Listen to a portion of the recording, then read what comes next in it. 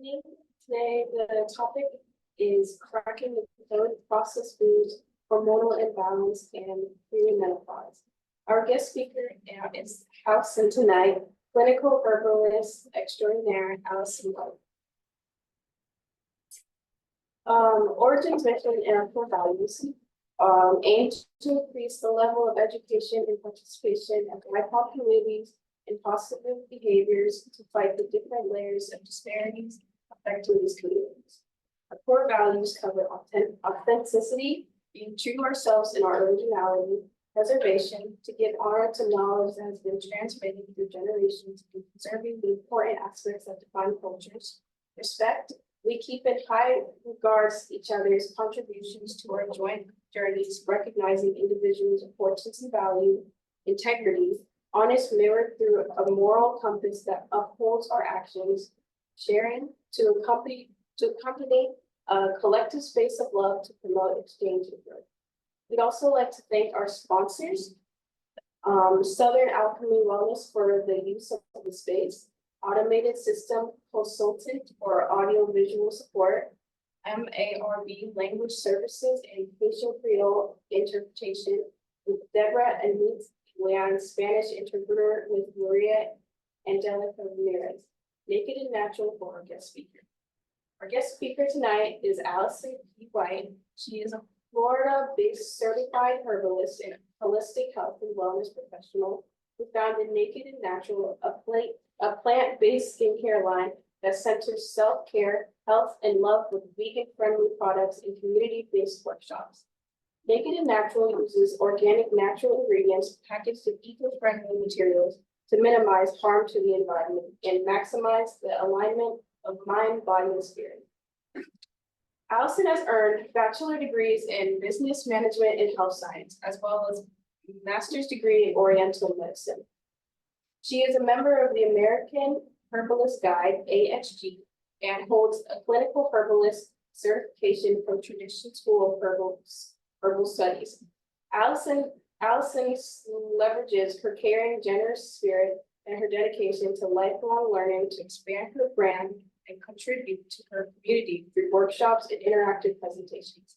She has shared her expertise and products at the Essence Festival in Herb Day, an annual showcase of holistic health professionals and services. We can support you by contacting us with any additional information, and also be sure to share this event with friends and family. And donations are always welcome. Your ongoing support throughout the years truly means the world, and we really couldn't do it without you. Thank you. Okay, I'm Allison, and thank you for spending another Friday with me. And today our conversation is going to be talking about processed food, hormonal imbalance, and peri-menopause. Now, here's my disclaimer. This information is not a substitute for medical advice. See a trusted medical care provider for any medical advice that you would like to learn about. So tonight we are going to talk about peri-menopause, hormones, and how processed food can negatively impact your health. So first I want to take a moment to talk about what is menopause. Menopause is actually defined as a natural decline in women's reproductive organs. So this is when the ovaries stop releasing eggs for fertilization. So that is what menopause is. Peri, however, means on or around menopause. And usually it starts to happen between middle 40s and 50s and up. And the problem with this is that it lasts for about 10 years. And it's like 10 years, yes, 10 years. However, more and more women are actually experiencing perimenopause as early as 35 years of age. And the problem with that is a lot of them don't know what's going on health-wise. They have no idea what's happening to their bodies, and no one's talking about it. So perimenopause is whispered about. it's whispered about, but it's not really talked about a lot. And the sad part in our society is that we don't talk about the biological journey that women go through, and every single biological woman go through perimenopause issue and menopause issue. So for something that every woman goes through and it's not talked about, it's a huge problem. Now, what happens with perimenopause is that there are certain symptoms that women go through.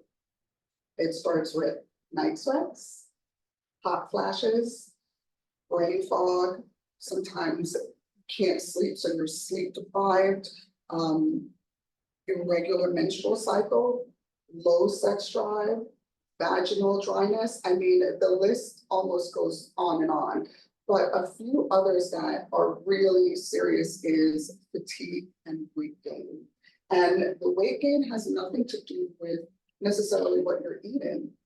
You could be eating the same foods, or you could be eating healthily, eating your fruits, eating your vegetables, making certain that you get exercise, but there's a hormonal imbalance. So, there's an issue with that.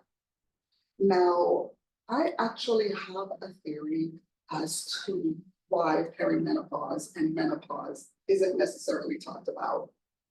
And here goes. Society tells us as women that we need to stay as young as possible, for as long as possible. We want you to keep your husbands interested in you so they don't stray. We want to make certain that you do everything in your power to take care of everyone around you. So what happens is society focuses on women being young and staying young, and then it moves over to childbearing age. So women start giving birth, having a family. With that family, they have to take care of their children, their husbands, their homes, their extended family, and they work outside of the home. So they work outside of the home, they work inside of the home. So when everything's all said and done, what time do you have to learn about perimenopause and menopause? Because you're taught to be young longer, whether or not it's your looks, and then all of the things that you go through on a day-to-day basis. Now you are stressed the frick out. You are so stressed out that you don't even know up from down. So when you start experiencing perimenopause, you're exhausted, you're tired from taking care of everyone. You are gaining weight, so you think you're not trying hard enough. You are, focused on everybody but yourself, so you think it's just a natural progression, and it really isn't. These are the signs of menopause: the fatigue, the night sweats, the hot flashes, the issues that basically you go through. So that is a part of the issue with perimenopause, and we can't be prepared because there's not enough time to prepare.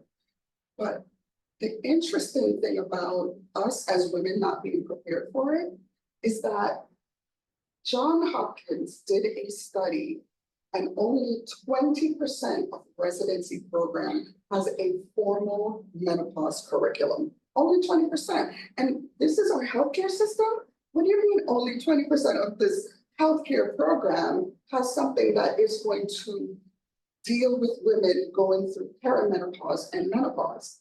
So most family medicine, internal medicine, and interestingly enough, OBGYN residency program, at the most, they only include 1 hour of menopausal studies in their whole curriculum of going to medical school for education. And we know that ultimately it takes about 12 years, sometimes longer, for doctors to be doctors.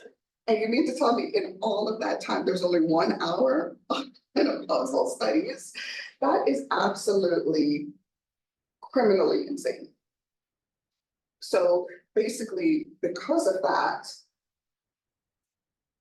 you can't necessarily blame the doctors 100%. You can blame them 50%, but you can't blame them 100% because they're not being taught it. how are they going to teach women that come into their services, for their services? They don't know. So we as women have to teach ourselves. Our grandparents and their grandparents and our mothers have to teach us. But they don't necessarily teach us. What they say is, welcome to perimenopause. And that's your introduction to perimenopause. What do you mean, welcome to perimenopause? Like, is there nothing that you, oh yeah, you're gonna have hot flashes and night sweats, and it's going to be really, really uncomfortable. Okay, but can you tell me more? No, they can't, because it's an uncomfortable topic for them to talk about. So it's hard for them to talk about it with us. I mean, to be honest with you, sometimes it's difficult for mothers to talk to their daughters about their menstrual cycles. So imagine talking to them about leaving all of that behind. So the psychological ramifications are quite numerous. Now, what I want to do is I want to talk about hormones and how hormones play a huge role in women's health. And I'm going to give you a few. There's so many hormones in a woman's body. I'm only going to give you a few so you understand what the powerhouses and the main ones deal with. So as women, our hormones play a role in the balance of our health and our bodies. And when they're out of alignment, the symptoms can create a whole host of issues in our body. So hormones are defined as chemical substances that act as messenger molecules in the body. After being made in one section of the body, it then gets disseminated through the rest of our bodies. And this is what helps our organs to work the way it needs to work. And basically, some functions are growth, repair, and reproduction. Now, the few organs that I really want to talk about, and I'm going to touch on each of them and give you a little bit, because the information is so dense. It can't be all of it and what all of it means, but I hope by the time I'm finished, you have some kind of idea as to what all of this entails. So, estrogen. Estrogen is very important, especially for women, as it's responsible for regulating the menstrual cycle, but it's responsible for a host of things. The reproductive tract, the urinary tract, the heart, bones, blood vessels, skin, hair, mucous membrane, pelvic muscles, and the brain. So it's responsible for so many of those things. So when it's out of balance and you're in that perimenopausal stage, basically issues can start to happen. Things like lowering your sex drive. Things like making sex painful, vaginal dryness, hot flashes, mood swings, anxiety. All of these things basically is happening in your body. And the sad part about that is, in the times that we live in, because we're living in some interesting times, and I promise you, the person who says maybe live in interesting time really honestly need a beating, because it's like a curse, seriously. So we're living in interesting times. And what happens with that is we think it's what's going on in the world that's happening to us. We think it's the anxiety of not being able to feed our kids, not being able to pay our bills, not being able to do all the things. We're working overtime. We're doing all of these things that we don't even realize that it's because our estrogen levels, our hormone levels are really out of balance. So we don't go to the doctors, because what are we told as women? You're either too dramatic or suck it up and walk it off. It's fine. You're fine. You're just being extra. There's nothing wrong with you. Okay. There's absolutely nothing wrong with you. So we as women, we take that and we just walk it off and we go about our business. So that is what estrogen does. It really plays such a huge role that, interestingly enough, and I'll touch on this later, too much estrogen in your body can create a whole host of issues. Things like breast cancer, uterine cancer. Studies have shown that issues like that can arise from too much estrogen. So if you don't have enough, issues. If you have too much, issues. So you really just need to be balanced. Easier said than done, I know. Another hormone is progesterone, and progesterone also helps to regulate the menstrual cycle, but it supports pregnancy. So what it does is it thickens the uterine lining to create a good environment for the egg to be fertilized and implanted. And issues with progesterone being out of balance can be menstruation issues. So it could be amenorrhea, which you're not having enough blood to create your cycle, or dysmenorrhea, which is too much blood, so you're bleeding a lot. So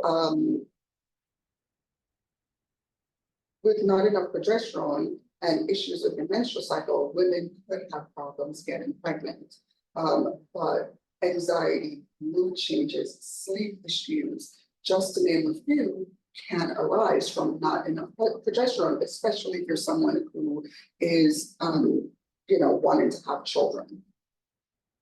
Another hormone is testosterone. Now, adequate levels of testosterone is important for the maintenance of your musculoskeletal health, as well as your vascular system and your brain function. But testosterone also helps with bone density, muscle mass, cognitive function, mood, sexual function, and energy. And in women, if your testosterone levels are at 25 nanograms per milligram, you need to go and get your hormones checked because there is absolutely something going on. 25 is too low, but we're seeing women that are hovering around 20, some even hovering around 11. And they wonder why their sex drive is low. They wonder why, they have bone issues or osteoporosis in their older age. So these things are extremely important to get checked. Now, your adrenal is another hormone that's important. It secretes cortisol and aldosterone. Aldosterone manages the sodium and potassium levels to help your heart function and is responsible for regulating, cortisol is responsible for regulating the metabolism, the immune system, your blood pressure, and basically how your body handles stress. So our adrenal glands also controls our mineral balance. Producing adrenal and hold on for a second, I just lost my train of thought. When our adrenal glands don't produce enough cortisol or aldosterone, they can lead to such things as Addison's disease. So that is your adrenal glands. Then there is DHEA. Now, I will not pronounce DHEA, nor will I spell it because it is a very, very long word. But if you look up DHEA, it will explain what it is. Basically, DHEA is produced in our adrenal gland, and it's the precursor to the sex hormones. When DHEA levels fall, it can lead to a decrease in our sex hormones. So that's important. Cortisol. Cortisol is our body's main stress hormone. It controls our mood, the motivation, it controls our fear. So cortisol is made in our adrenal gland, and it plays an important role in many bodily functions. Basically, it manages how our body uses carbohydrates, fats, and proteins. It manages inflammation, it manages your energy, it regulates your blood pressure, and it increases an increase in blood sugar, and it controls your sleep and wake cycles. So your cortisol levels are really, really important. So when people say, oh, cortisol levels are high, you're releasing hormones in your body, which allows you to be more stressed. and you're more tight. And then, of course, your body gets inflamed and your gut gets inflamed. And sometimes it starts to grow, and it's nothing that you're doing wrong.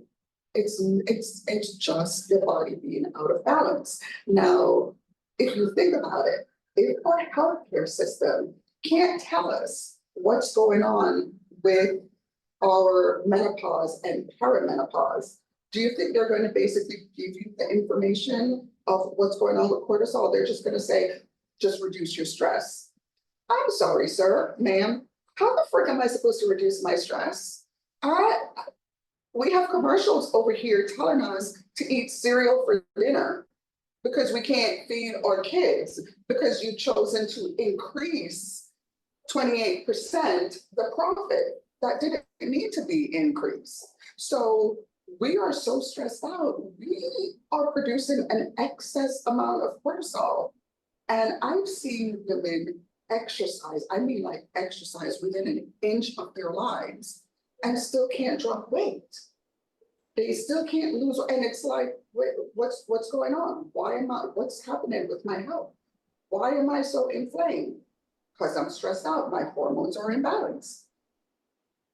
Now, another important hormone is our thyroid. The thyroid is a powerhouse hormone, and many women experience thyroid issue during perimenopause, unfortunately. And interestingly enough, perimenopause and thyroid issues go hand in hand.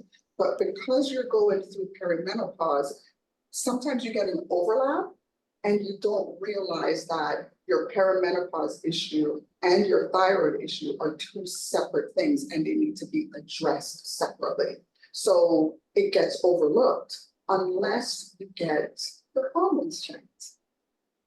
So some of the symptoms that thyroid issues, cravings for salt, because, you know, if you have enough iodine, you're fine, but if you don't have enough iodine, the salts in your body is just not being used properly. So it's really important, your thyroid gland. So that's why they say, what do you call the seaweed? Seaweed wraps, make certain that you have enough salt, make certain that you're eating the right salt. Fish is a good source of iodine, but you have to be careful with fish because there's mercury. So it's 6 of one, half dozen of the other. Which way do you go, you know? Another issue with thyroid issue is gaining weight despite working out and exercising. Intense fatigue at all time. Depression, you're always cold. Your body cannot regulate itself. Your hormones aren't allowing your body to regulate itself the way it needs to regulate. So you can operate and function the way you need to operate and function. So you walk around in a fog all day long. It's kind of sad. Like I know I'm 46. I'm 46 years old and I've been going through intense fatigue, like fatigue to the point where I am like, what is happening? I don't know what's happening. Some days I'm in a great mood and other days I'm like, fuck the world. But getting your hormones checked, that was something that I did a few years ago. And I saw what was going on and I saw they balanced, but it's something that you need to get checked regularly because things change and the foods you eat can affect that. So you definitely have to be mindful.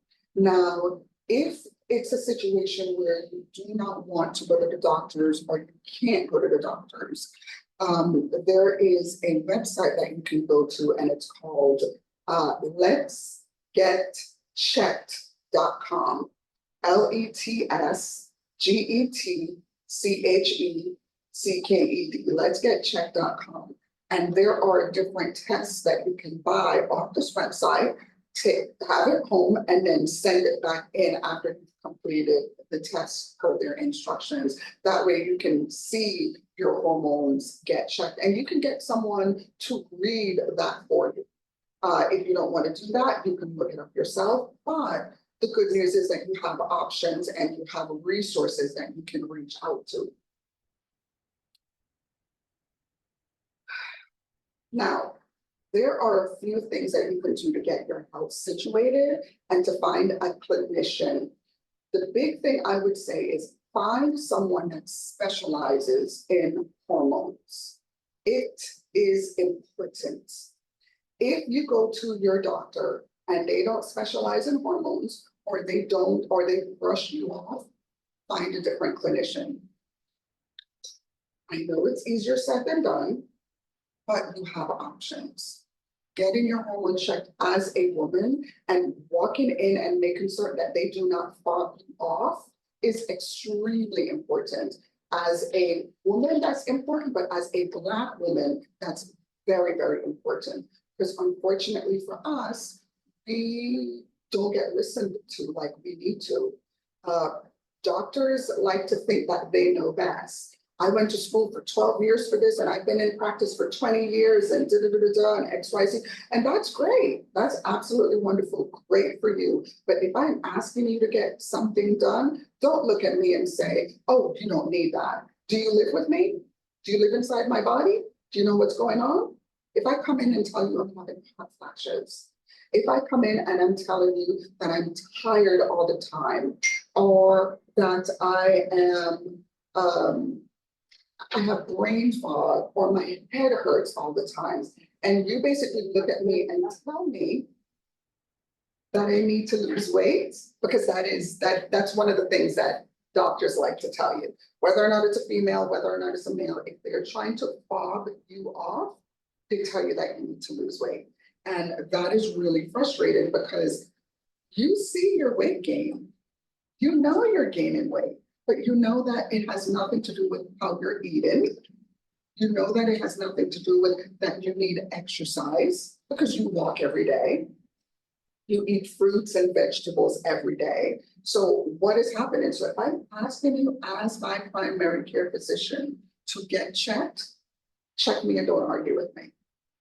That's the energy you need to go into these appointments with.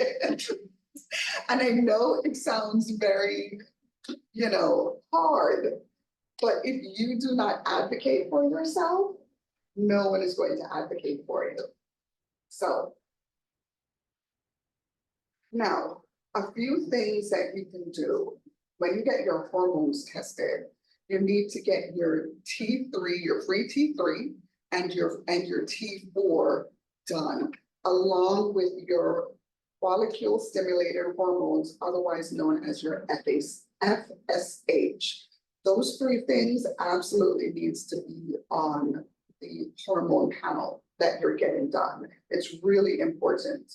Another important thing that needs to be done is that you need to be working with your clinician like they are your partner.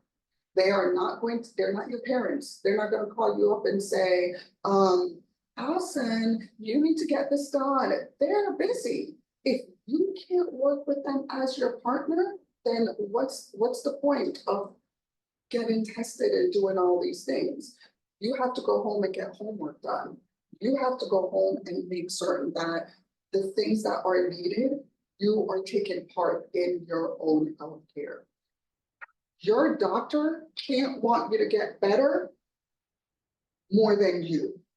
If your doctor is wanting and is pushing you to get better more than you, there's a problem. So absolutely be mindful of that. Start prioritizing yourself by keeping track of what's going on, what symptoms you're having.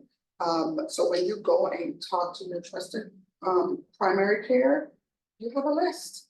And look, it doesn't have to be you have a phone, you have notes app, you have diaries, you have journals on your phone. If it's 12 o'clock at night or 12 o'clock in the morning and you can't sleep and you've been in bed since 9, I've been in bed, it's been happening for 3 months, I can't sleep. Things like that you need to know. I can't remember simple words. I can't remember how to spell his, H-I-S. I know we're all guilty of it. Don't act like you're not. I've been guilty of it. simple things that basically interrupts your day, put it in the notes. So when you go, you have a journal to let them know, this is what I'm eating. I eat once a day because I find myself, I'm not hungry.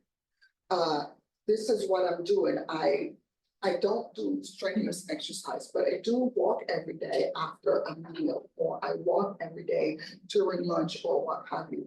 These are things that you're going to know in your journal. It's really, really important to know these things.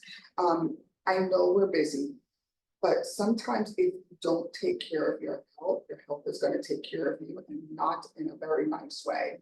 So basically, you are a caretaker, everyone, for yourself, for your family, for your loved one, for your friends, everyone. And if you can't take care of yourself, do you think those people that you've been taking care of is going to take care of you? No, because you've told them for years upon years upon years that you are Superwoman and you got it and you don't need any help. So they're not going to one day wake up and say, let me take care of you, because you've told them that you don't need help and taken care of. So being mindful of that and putting your health first is really important. And I know this is a played out cliche, but it's a case of putting that mask on yourself first, you know? So keep that in mind. Now, some things that you talk to your primary care physician with, or your hormonal specialist, it's going to be a little bit embarrassing. It could range from having low sex drive to dry vaginal canal, mental emotional changes, mood swings, anxiety. These things are a little bit embarrassing. Excuse me. These things can be embarrassing, and it's hard to share that with someone. Heck, it's hard to share it with yourself, to admit to yourself that these things are happening. But it's especially hard when you have to open your mouth and hear yourself say these words, because now you're sharing your most intimate thoughts that you didn't want to admit to yourself with someone who maybe they're new, maybe you don't know that. But it is really, really important for you to do that. If you don't do that, if you can't be honest with yourself and with them, then your health is going to tank. It is going to continue to tank. And it is exceedingly, exceedingly important that you start taking care of your health, and you start making certain that you're asking for help. And for the Superwomen who don't like asking for help, let me be real. Superman and Supergirl didn't die, but you can. You're not Superwoman. You're not Superman. You have to ask for help. And people aren't necessarily real with you when they tell you that. You know, it's like I hear people say all the time, you know, I don't get any help around here. But then when people say, well, what do you need help with? Can I help? I see the dishes need to be done. I'm going to go do the. No, I'll just do it because I do it best. You know, it's always that no one can do it like me. And I get people say that is a trauma response, or I get people say that is, you know, when you needed somebody and they weren't there for you, it just taught you that you have to rely on yourself. So I absolutely get it, understand that. But at some point, you got to put it down, or else you'll be put down for all intents and purposes, really, straight talk. So now I'm not going to go, I'm going to talk about food. I'm not going to talk too much about herbs, because there are certain herbs that can help you with menopause and perimenopause and all of that, like, you know, wild yam root and black and blue cohosh and things like that. But if you are going to a clinician or someone who can do herbs for you, that person is going to be doing herbs specifically for you. And maybe those particular herbs are not what you need. It could be potentially that you need something like holy basil. Holy basil is something that it's an adaptogen. So it's helping your body handle stress better. It's not taking your stress away, but it's adjusting your body to stress. So it could be that you need a formula with majority of adaptogens, but that's based on the questions that the clinicians have for you. So that's why I'm not going to go into herbs too much, but I am going to talk about foods and processed foods and alcohol. Now, overly processed foods such as refined cookies and pastries and ready-to-eat meals that are so easy, just put it in, it's so easy. You don't have to think about, am I speaking to you, Tim? Am I speaking to you? Yes, I am. It's so easy, I don't have to think about it. I can just go to the supermarket and buy it. Unfortunately, those things are not doing any good for our health. And I'm not just talking about women's health, I'm talking about men's health as well, because men have some of these hormones in their bodies. So it is exceedingly important that you also start to treat yourself a little bit better. So they usually contain a higher amount of extra additives like preservatives, excess sodium, excess sugar, because you go to the store and you buy something that says low fat, low carb, low calorie. And you know what they have to do to make that stuff don't taste like cardboard? They have to add more salt. They have to add more sugar. They have to put additives. They have to put preservatives. And they're loading the stuff up with that. And that's affecting your body from top to bottom. So imagine being okay. You woke up okay. And you're like, okay, I'm going to make this egg sandwich that I bought from the store, pull it up, put it in the microwave. And you woke up in a good mood and everything is fine. It took you an hour to eat. And as soon as you eat, 10 minutes after you eat, you start to feel not that great. But the not that great isn't sickly, where you feel like you want to throw up. It's more now you're moody. It's more now you're a little bit sad, a little bit depressed. You are like, the fuck is wrong with me? I was okay when I just woke up. It's because you just ate something that didn't agree with you. Now, what people also need to understand, another aspect of that, is that you could be eating the same thing for years and years and years. And then all of a sudden, it's not working for you. You built up in your body. It's like, think of a pipe. You keep putting stuff down the pipe, you keep running things, oil, all of that down the drain. It's all going to build up in your system. And once it builds up in your system, now your body isn't working the way it should. You can't function properly, you can't think properly, you have a headache all the time. It's because of the foods that you eat. So let me give you an interesting scenario. So there's 4 types of process.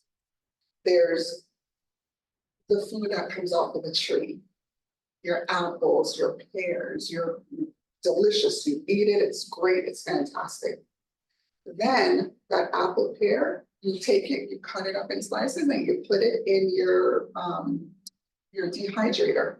So now it becomes minimally processed. And then there is your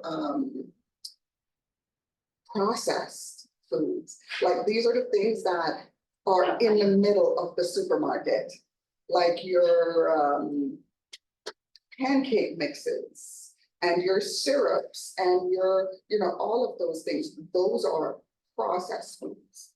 And then you have your ultra processed foods. And these foods are the essences of that pear. Instead of the pear and you do what you need to do, you go to a synthetic version because you need this thing to taste like pear. So you make a synthetic version and you put that in a box with the flour and the rest of the stuff that you have. That's ultra processed. And ultra processed is not doing anybody any favors. Now, the sad part about ultra processed foods is that when our bodies are stressed, it's such a horrible cycle. So when our bodies are stressed, our bodies basically crave carbohydrates. It craves comfort food. It craves those things that basically makes us feel better. What do you call that? Dopamine hit. So you're like, I want some pancakes today.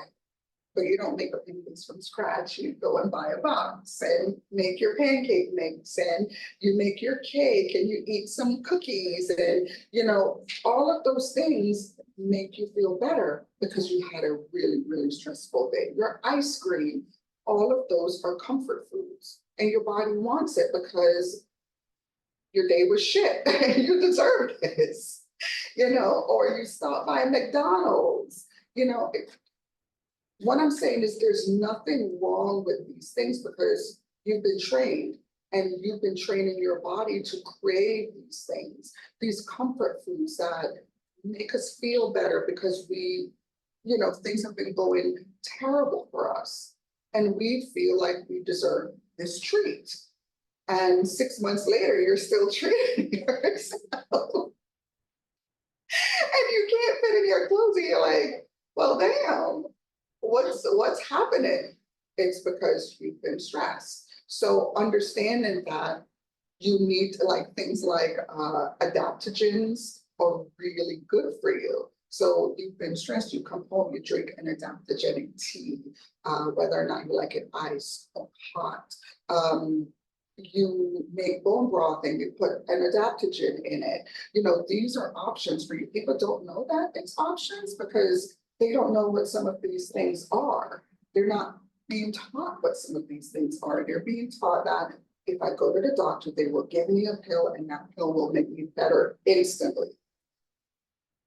It's just covering. I'm not saying, please don't get me wrong. I'm not poo-pooing the doctors. I'm not poo-pooing the pills because sometimes you need that instant pill. But then you become dependent upon those pills. And you keep being dependent upon them. And the side effects of those pills are worse than the initial issue that you had to begin with. And you keep taking it. So understanding that there are herbalists out there that can absolutely help you. There are clinicians out there that know what they're doing, know what they're talking about, can give you step-by-step guides, because a lot of times you go to the doctors and they're like, eat healthy. And I use this example and I'll continue to use this example. What is healthy for me is not healthy for everyone. I can't eat peppers because it's inflammatory. It inflames me. But everything you read says that onions and peppers are vegetables and they're good for you. So understanding your body, that's why I say you're working in tandem, in a partnership with your clinician. Understanding your body will know what's right for you, will know what you can eat and what you can't eat. They can recommend, oh, I'm going to put a meal plan together and there's tomatoes all up and through. You don't like tomatoes, tomatoes aren't good for you. So it's like having that conversation about the things that you've noticed. You've noticed that when you eat bread, your stomach hurts, you get a headache, you don't feel well. So these are things that you start putting in your notes. These are things that you start marking down because it's going to help your clinician help you better. So this is why I say your clinician can't want your health more than you do. Because if you know that something doesn't work, don't just think because they're a clinician, they know best. They do not. They're not living in your body. They're not living in your skin. They can't know you more than you know you. Because what are they seeing you for? Once every 2-3 months? Are they even going to remember you? They can't because they see a gajillion people. If you're going to a Western healthcare practitioner, the insurance companies don't give them time to see you. A lot of people are very disappointed with their Western care because they don't have time. How are they going to have time? They have a practice to run, they have bills to pay, they have people to pay, and the insurance company controls a lot of that. So while it is very sad and disheartening that these are things that's happening, Know what's going on so you can pick the right people for you. That's going to help you with your health. Now, sugar. Sugar affects your hormone function by increasing the inflammation and the stress to the adrenal glands. And it's basically putting you at risk for unintentional weight gain and a severe hormonal imbalance. But sugar is delicious and we love it and we want it. So you do what you can to get your sugar fix because it makes you feel better. There are healthy alternatives. If you're diabetic, if you're not diabetic, there are healthy alternatives out there for you. It's just a matter of finding what the right thing is. A perfect example is a lot of honey is twice as sweet as regular sugar. A lot of diabetics can't have honey, or so I thought, but there is a particular honey that they can have because it is not as sweet. If you give me a second, hopefully it'll come back to the forefront of my memory and I can give you that information. But you know, if you do just a little bit of research, if you don't want to use any of those synthetic sweeteners, that's something that can benefit you, that can help you. Too much alcohol is going to slow down your liver function, which also will slow down your hormonal function and cause a more intense hot flash at night, as well as night sweats, headaches, sleep disturbance, and mood changes. So if you are absolutely going through perimenopause, please cut down on your alcohol consumption because it is not beneficial for you at all. Caffeine, oh, sweet caffeine. So many people love their caffeine, but too much caffeine can release the stress hormone cortisol and send your body into like a high stress alert state. So there are options for too much caffeine, especially if you're getting it from coffee, which is going to get your heart pumping and all the things like that. So be mindful. I know that there are mushroom alternatives that people like. Some of them are extremely bitter, because I know that's what some people like about the taste of coffee. And interestingly enough, the mushroom alternative, the bitter taste is really good for your heart. So, you know, those are things good for your liver. Those are things that you definitely take into consideration. Processed meat and too much red meat. Yes.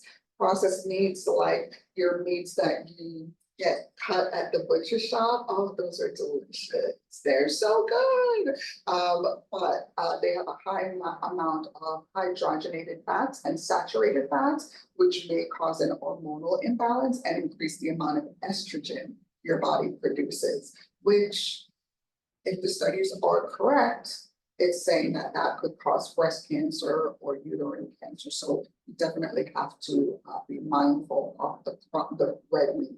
We're not saying don't eat red meat, but if you're eating it because you need more blood to circulate, there are things that you can have like beets. And I know there are people out there like me that don't like beets. I used to not like beets because it tasted like wet dirt to me. It was gross. But I've learned that it's how you prepare it.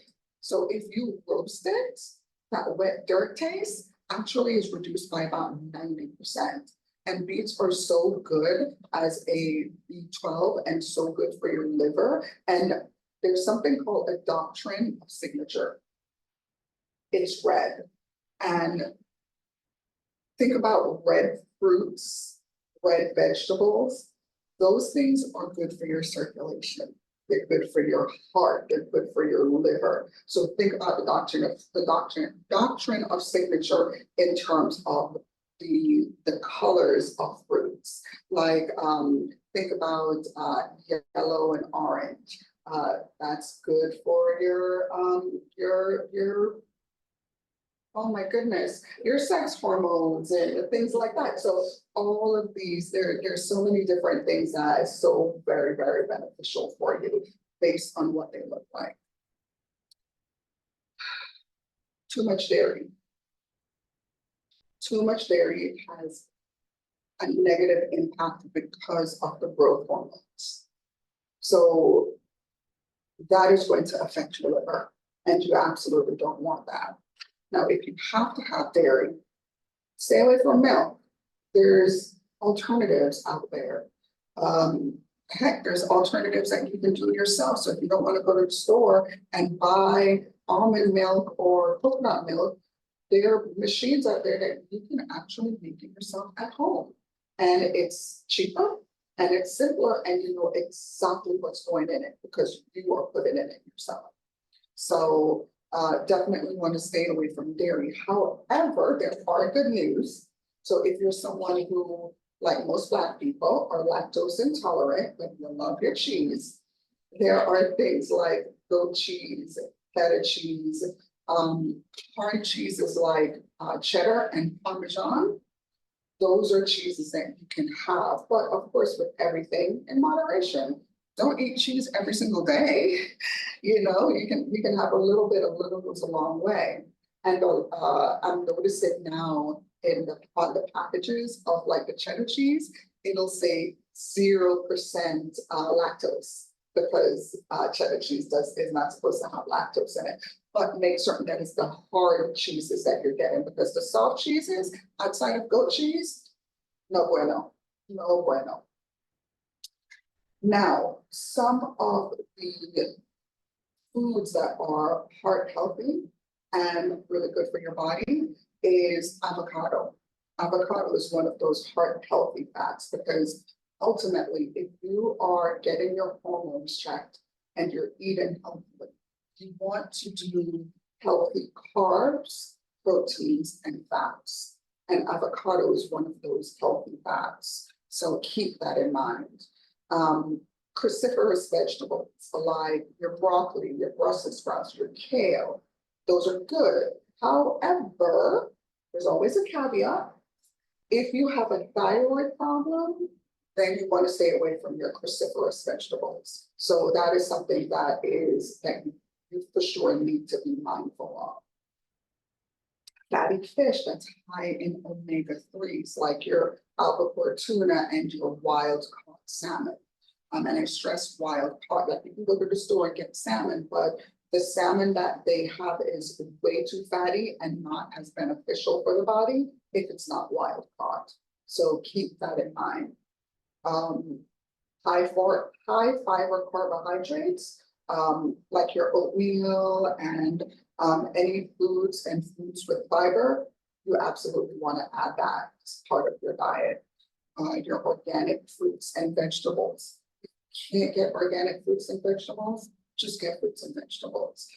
Interestingly enough, if you have a sweet tooth, I find that when you have certain fruits, it will reduce your sweet tooth cravings because the fruits are so sweet. So it's going to take care of that. It's not going to reduce it 100%, but it's going to reduce it enough where you're not like a snack monster and you have to have that sweet immediately.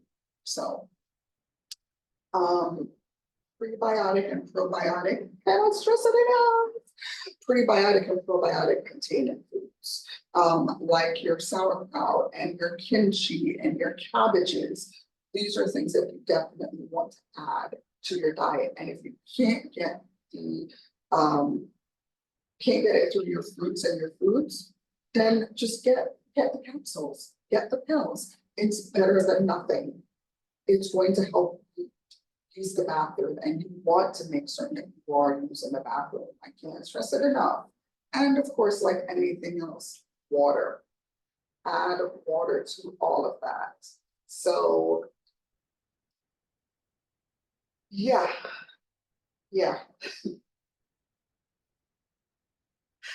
So I say this to say, it is exceedingly important that as people, but as women, we start to take care of ourselves because we have been put into a societal quagmire. And I'm sorry, that sounds a little pretentious, but I'm going to say it again. A societal quagmire. And quagmire is like a mud. It's like you're getting sucked down in the mud. You can't help it. Society tells you that you have to, as a woman, take care of everyone. You must take care of your children and your family and your, your extended family. And if you don't do that, then there's something wrong with you as a woman. So you've been indoctrinated for years to take care of everybody but yourself. But at some point, if you do not start to take care of your own health, you're not going to be good to anybody, much less yourself. And you're going to wonder why no one wants to take care of you like you take care of them. Because you've never let them.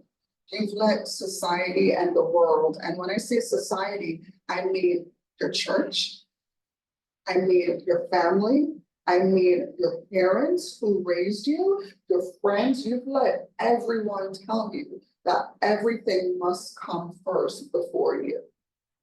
And now you're suffering and you don't know why. So start taking care of yourself. Make certain that you, even if it's just one step at a time, you don't have to do everything right away. You don't, because you can't. One step at a time. Make a doctor's appointment. If you need to see a psychologist or a psychiatrist or a life coach, I don't care who you need to see. If you need somebody objectively to speak to that person. It's like a lot of us say, oh, our friends do that for us. And it's wonderful we have friends that can do that for us. But what happens when our friends are going through the same thing we're going through? Those are things that you have to take into consideration. Start putting yourself first. Because once you start putting yourself first, you're able to take care of the family that you love, that you've been indoctrinated and taught to take care of. And that's what I have for you today.